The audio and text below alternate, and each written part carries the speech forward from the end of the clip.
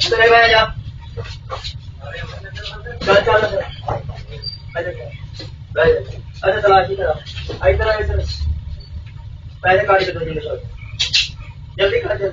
मेरे ना मैं ठोकना कर दे काट के ले जाओ जल्दी करो राम राम राम राम ये नहीं दुए बता ये 100 रुपया काट के थले बैठ जा थले आओ भाई तो बाहर गया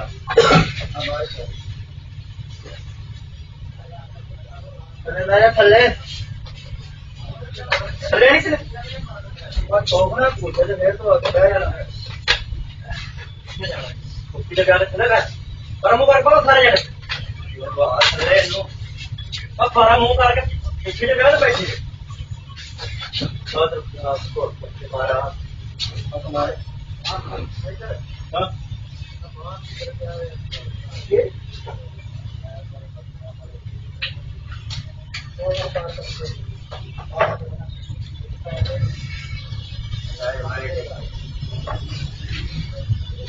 चल चल कट्ठे कार खड़ा रेनकोट ਨੂੰ ਲਾਇਆ ਕਿ ਤੂੰ ਅੱਗੇ ਐਵੇਂ ਕਰਨਾ